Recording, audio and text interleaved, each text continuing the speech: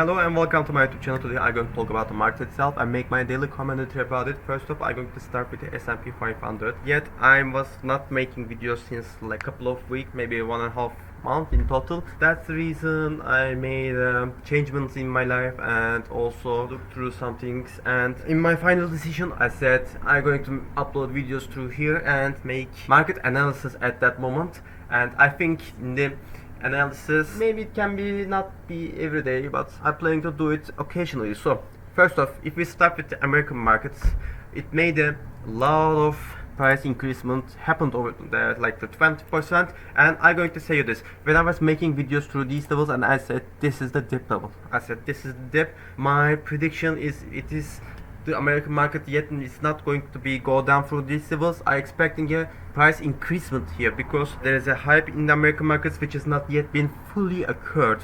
My opinion, markets has not been fully in the euphoria period, and I believe the S&P 500 will be go up more and more, but not in these months. My opinion, the market will be wait for the American elections, which is going to be happen in the November, and until that day I believe the stock market will be just go down and up and down. Maybe it can be go like 7,700 and 7,750, but I don't believe it will be break this trend line until the November elections. We have to see the November elections. As you can see over here, this is the trend line which is started from October 2022 and going up, but there is a monetary policy which is not be very tightful at the moment, my opinion. And within the US shock, US hit Iran and made the gas price go up double, and that's the reason it made an inflation. But the central banks has to be increase their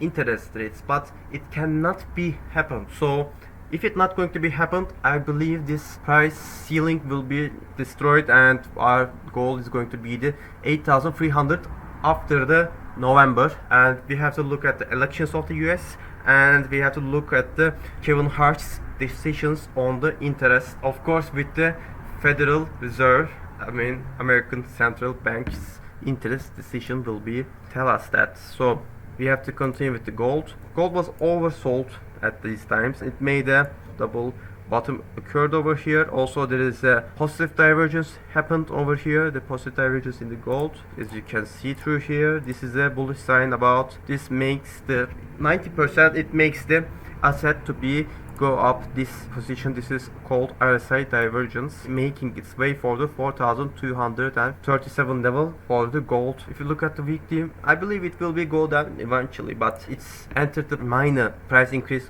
season. Maybe it could be a bear trap. My prediction about the gold is eventually go down because it is too much bought at these levels. It makes way for the bottom level. This is just could be a bear trap, but this is price increasement at the moment. So if you are holding gold, I suggest you to hold it at the moment. There is no need to sell, but it maybe could be a little bit late for the buy. If you are going to buy, just wait for the 4,250 is going to be exceeded. If you want to buy totally, just wait for the 4,400 as this level has been surpassed to buy it, and just look for 2 candles above this 4,300 level if you are going to buy gold. If you look at silver situation is not good like gold, but if the gold will be go up really good, I believe the silver will be go up, but I don't think really the silver will be surpass the 64 level. Just be wait for the buy silver. The situation in the silver could not be really good like the gold because there's 2 resistance over here and will be occur. So this is a tough situation.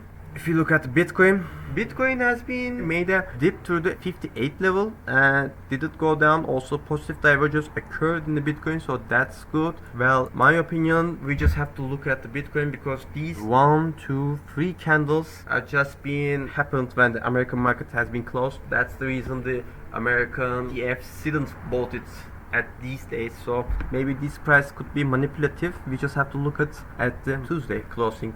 Ethereum has been since up really good and made its way for the Fibonacci level, but we just have to look at the Ethereum more carefully because the Ethereum's price movement is dependent on the Bitcoin. So if the Bitcoin will be go up, the Ethereum will be go up more, in my opinion.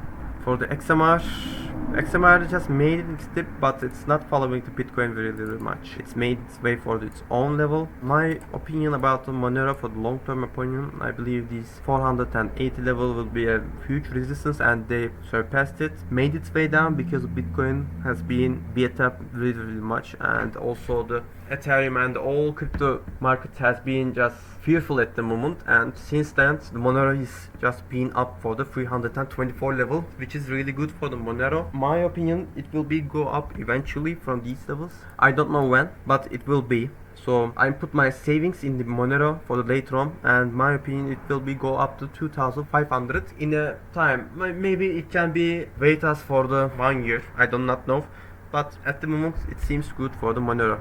If you look at the AVAX, this has been down to the 687 at the time. If you have to make a good commentary about AVAX, we just have to look at in the total free.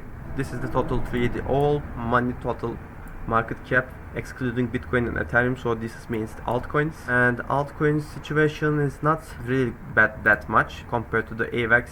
If you look at the other coins chart and also the AVAX, look this. So make your own decision. I believe the AVAX will go up eventually if the market will go up, but if you talk about the market itself, maybe it can be make a high as beta like a Bitcoin itself. I do not know. Bitcoin is more have a certainty at that time, so I do not know.